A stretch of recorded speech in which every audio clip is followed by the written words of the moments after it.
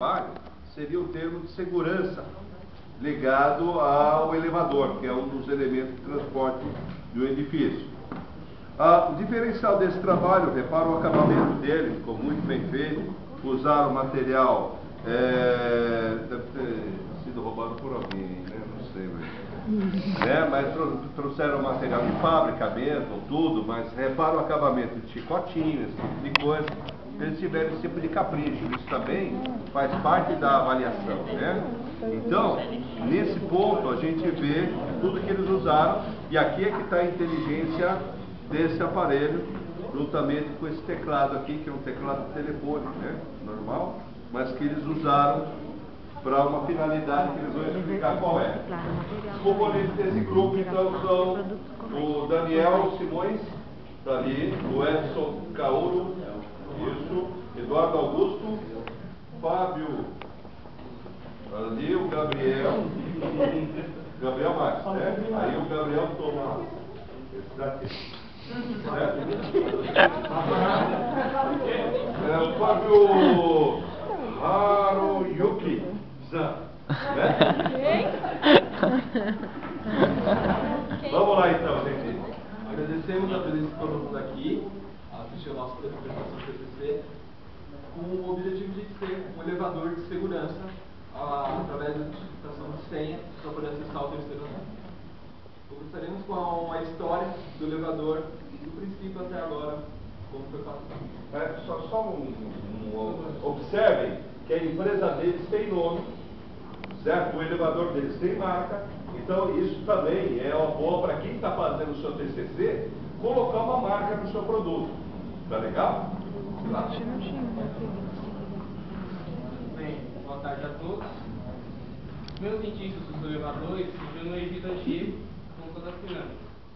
E na Grécia, exatamente ao mesmo tempo, já tinham indícios de componentes básicos do elevador.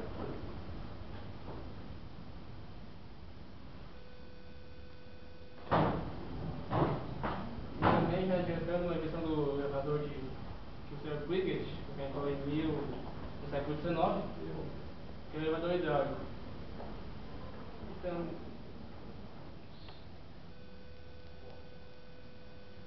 e depois que o Telotes, ele melhorou assim, o elevador que a gente conhece hoje, mais ou menos. A estrutura dele é mais baseada na dele. E o elevador Lacerda em Salvador, na Bahia, que antigamente tinha a função da antena do Google até hoje de transportar pessoas da cidade alta para a cidade baixa. Inicialmente funcionava com 2 elevadores hidráulicos, e hoje em dia funcionam com 4 cabines modernas e simplificadas, com capacidade de 20 passageiros. E a torre de Landmark no Japão, que tem o elevador mais rápido do mundo, que faz uma distância de uma velocidade de 12 metros por segundo, uma distância de 267 metros. O objetivo do nosso trabalho é justamente implementar a senha no elevador para tornar ele mais seguro, para evitar esses comuns arrastões que tem tido ultimamente em prédios residenciais também. Ele é composto por um motor ali em cima, tem um inversor de rotação com dois relés e os sensores aqui para detectar a posição da cabine. A parte de hardware é o LP da Atos, que foi programado com a ajuda do programa WinSUP 2. O funcionamento é simples, você aperta o botão e vai para certo andar, a não ser o terceiro andar que precisa da senha para levar a cabine lá. Então, por que a gente resolveu fazer o elevador? Dentre os vários temas que o professor abordou, para a gente ter uma ideia do que a gente ia fazer, o elevador chamou mais atenção porque é algo mais comum. Assim. Por exemplo, no edifício, é muito comum ter um elevador, todo mundo já usou. Então foi isso, todo mundo já tinha uma certa ideia do que era. E uma outra coisa que nos motivou foi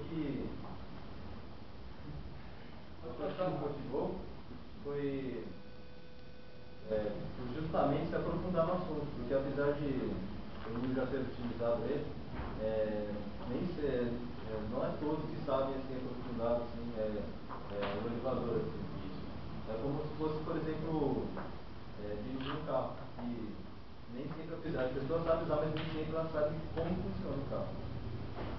Mas o principal problema enfrentado foi a programação, a instalação da senha, decidir mais ou menos, né, o sistema de segurança, instalar. A construção não houve tanto problema, foi basicamente na programação, pois surgiu conflitos, e usa o mesmo teclado numérico para fazer a troca de andares assim. Aqui é o esquema elétrico utilizado regularmente, que liga na rede elétrica do CLP, direto na fonte de 12 volts, e no motor, ligado também no UCB para fazer a troca e versão do motor da rotação. Aqui é a plaquinha do UCB, tem no LED para indicar qual relé está sendo usado, a moça do freguês e o motivo ligado diretamente no CLP. Aqui são os acionadores utilizados pelo elevador, no caso aqui os botões e os sensores também ligados da rede direto no CLP.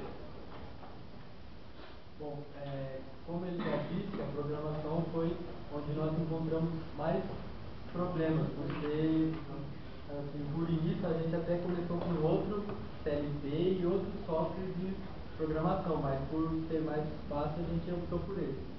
Então, para começar a programação, a gente foi buscar como funcionava um elevador mesmo, para ter uma noção do básica dele.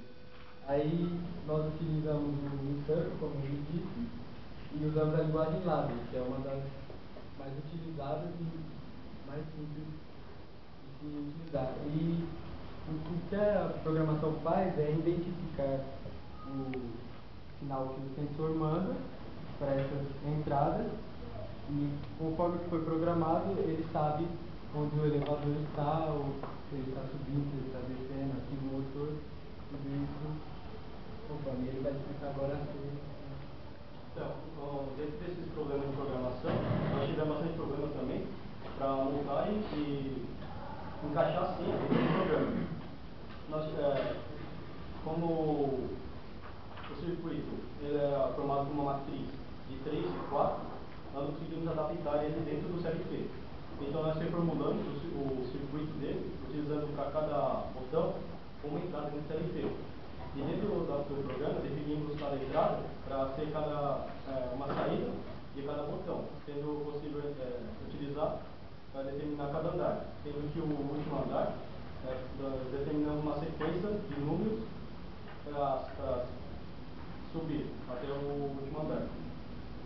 E agora as vantagens da utilização da senha é que ele limita o número de pessoas que podem ter acesso ao andar, ele é mais seguro e o fluxo de pessoas diminui.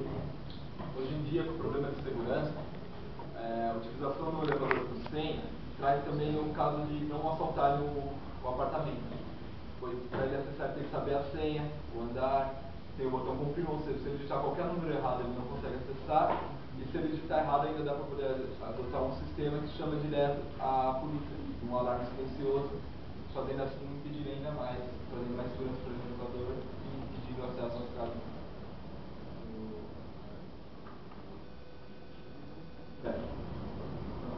Agora vai ter uma demonstração do elevador funcional. Por exemplo, eu quero ir, a gente já não sei, eu quero ir para o primeiro andar.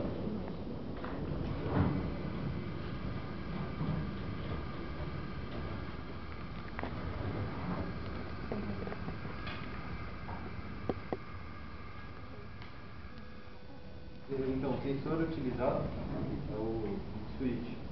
E, por exemplo, a senha, como o Eduardo disse, foi aplicada aqui no último andar. Então, para você acessar ele, não adianta você... Daí você tem que colocar a senha. Confirmar. É necessário apertar o número do andar que você quer acessar, no caso aqui o terceiro, digitar a senha e apertar o botão confirmar. Só após todo esse processo que o elevador vai tirar para você. Por acaso você errar a senha, reseta. Você automaticamente reseta o código. Daqui fica assim. Qualquer outro andar não tem senha. Você precisa apertar o botão, ele já desce e vai para o andar desejado. De qualquer andar, se você quiser acessar o terceiro andar, há necessidade de colocar a senha.